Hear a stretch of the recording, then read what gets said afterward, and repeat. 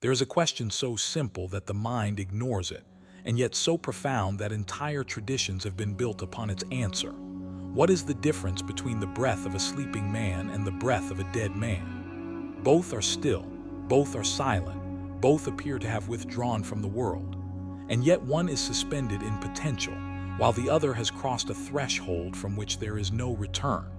The difference is not merely biological, it is alchemical. It is the difference between a system that still participates in the invisible rhythm of life and one that has been severed from it. Breath, then, is not just air. It is the interface between worlds. It is the bridge between matter and meaning, between the visible organism and the invisible intelligence that animates it. And yet, modern man has reduced this sacred mechanism to something mechanical, unconscious, automatic, something to be ignored unless it fails. But the ancient traditions knew something we have forgotten.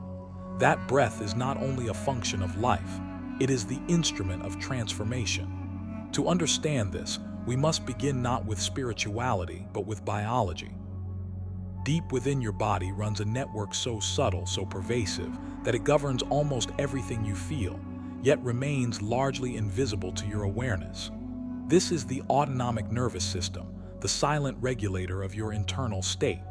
And within it, two forces are constantly in dialogue. One is the ancient alarm system, the sympathetic response, the architecture of urgency, of tension, of survival. It is the voice that says act, react, defend, escape. It is the physiological counterpart of what the mystics would call the commanding ego, the nafs that demands, that clings, that fears dissolution. The other is quieter, deeper, slower. It is the parasympathetic current, the system of restoration, digestion, integration. It does not shout. It does not demand. It allows. It receives. It dissolves tension rather than generating it. And this is the biological shadow of what the Sufis call the tranquil soul, the state in which the self is no longer at war with reality. And between these two forces, between urgency and surrender, between contraction and expansion, there exists a single lever that the human being can consciously access. Not thought, not belief, not emotion, breath. Breath is the only system in the body that is both automatic and voluntary. You can ignore it and it will continue, or you can enter it, shape it, guide it. And in doing so, you begin to influence systems far deeper than conscious thought ever could. This is where the language of neuroscience and the language of mysticism begin to converge. Because when you slow the breath, when you deepen it, when you extend the exhale, you are not simply relaxing. You are activating the vagus nerve, the great wandering nerve that connects brain to heart, lungs to gut, thought to sensation. You are releasing acetylcholine, a neurotransmitter that quiets the body, that dissolves the chemical storm of stress, that tells the organism, you are safe enough to let go. But safety is only the surface. Beneath it lies something far more radical, because when the body exits the state of constant defense, something else becomes possible. Perception changes, time softens, the rigid boundaries of the self begin to loosen. And what begins to emerge is not merely calm, but awareness. Not the shallow awareness of thinking, but the deeper awareness of being. This is why the mystics insisted that breath is not just a tool, it is a path. It is a way of reshaping the inner landscape so that something more fundamental can reveal itself. Rumi speaks of the reed flute, cut from the reed bed, hollowed out, emptied of its inner substance. It cries, he says, because it has been separated from its source. But what makes the reed capable of music is precisely this emptiness. If it were full, if it were solid, it could not sing. And this is the paradox that modern consciousness resists. That fullness comes through emptiness. That power comes through surrender, that the self must be hollowed out before it can become an instrument of something greater. The breath enacts this teaching in real time. Each inhale gathers, fills, accumulates. Each pause holds, intensifies, suspends. But it is the exhale, the release, the letting go, that begins the true work. And beyond the exhale lies something even more subtle, the void. The moment between breaths where nothing is happening. No intake, no release, a gap, a silence, a threshold. This is the place most people avoid, because in that gap the illusion of control weakens. The mind cannot grasp it. The ego cannot define it. It is not productive. It is not active. It is not even clearly alive in the way we usually understand life. And yet, it is precisely here that transformation incubates. The mystics called this the womb, the space where forms dissolve before they are reborn. The alchemists called it the prima materia, the raw, undifferentiated substance from which gold is eventually forged. And neuroscience, in its own language, observes that in these moments of deep parasympathetic dominance, the brain begins to reorganize itself. Patterns loosen, networks shift. The rigid loops of anxiety and reactivity begin to weaken. So the breath becomes a cycle, not just of oxygen exchange, but of transformation. Inhale, gathering, identity forming, the self taking shape. Pause, fullness, intensity, the peak of structure. Exhale, surrender, dissolution, the self breaking apart. Void, silence, emptiness, the ground from which a new form can emerge. This is not metaphor. This is a process that occurs every few seconds within you, a microcosmic death and rebirth. And yet, because it is unconscious, because it is automatic, it remains unused as a tool for awakening. What the Sufi practices of Dhikr understood was that repetition, especially when synchronized with breath, can begin to stabilize awareness within this cycle. The repetition of a sacred phrase is not meant to hypnotize the mind, but to anchor it, to prevent it from fleeing when the breath begins to deepen, when the boundaries begin to soften. The sound becomes a thread guiding consciousness through the subtle terrain that opens as the nervous system shifts. And over time, something extraordinary begins to happen. The breath is no longer just something you do. It becomes something you witness, and then eventually something you are. At this point, the distinction between biology and spirituality begins to dissolve, because what you are altering is not just your mood or your stress level, but your entire relationship to experience.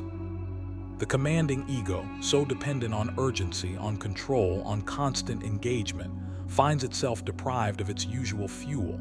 It begins to weaken, not through force but through absence. And in that absence, the tranquil soul begins to emerge, not as an idea but as a state. A way of being in which reaction is replaced by response, tension by openness, fragmentation by coherence. But this process is not comfortable, because as the breath deepens, as the system begins to settle, what surfaces is not only peace, but everything that has been suppressed by constant distraction. Old emotions, unprocessed memories, fragments of experience that were never fully integrated. This is why many people abandon the practice, because they mistake this surfacing for failure, when in reality it is the beginning of purification. The breath is not just calming you, it is revealing you. It is bringing to the surface the material that must be transformed. And here, the alchemical language becomes precise. This is the nigredo, the blackening, the phase in which the structure of the self begins to break down. It feels like confusion, like disorientation, like loss, but it is necessary. Because without dissolution, there can be no recombination. Without death, no rebirth. The breath, when consciously engaged, becomes the fire that initiates this process. Not a violent fire, but a steady one, a rhythmic one. A fire that burns through repetition, through patience, through surrender. And gradually, something shifts. The breath becomes smoother. The pauses become less threatening. The void becomes less empty and more alive. Not with activity, but with presence. A subtle sense that beneath the fluctuations of thought and emotion, there is something stable, something continuous, something that does not rise and fall with each inhale and exhale. This is the beginning of Gnosis, not knowledge in the intellectual sense, but knowing in the experiential sense. A recognition that what you are is not limited to the patterns that move through you. And so we return to the original question. What is the difference between the breath of a sleeping man and the breath of a dead man?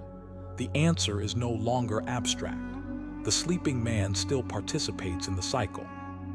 His breath continues to move, to gather, to release, to enter the void and return. The dead man has exited the cycle.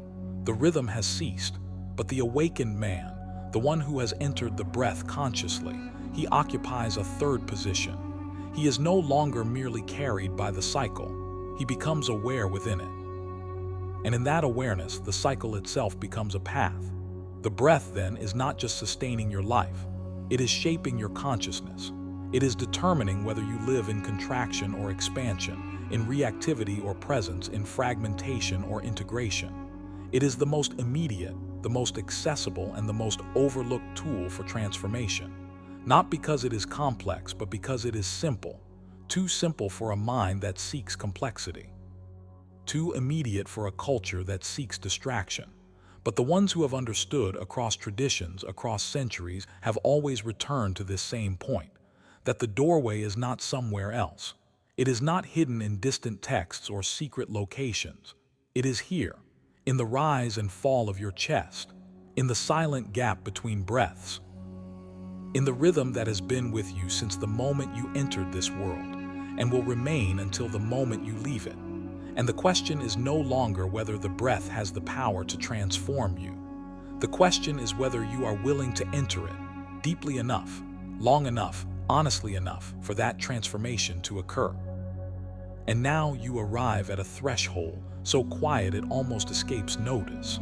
The point where everything you have just heard either fades into another forgotten idea, or becomes something lived, something embodied, something that begins to rearrange you from within, because the truth is this: no concept, no matter how profound, has ever transformed anyone unless it crosses from the mind into direct experience, unless it is tested in the only place that matters, the interior of your own awareness. So do not leave this here. Do not reduce this to something you understood, because understanding is the mind's way of closing a door that was meant to be opened instead. Take this with you into the simplest act you perform every moment of your life without thinking, your breath, and begin there. Not as a technique, not as a performance, but as an encounter. Sit in stillness, remove the noise, and watch the breath as it actually is. Not how you think it should be.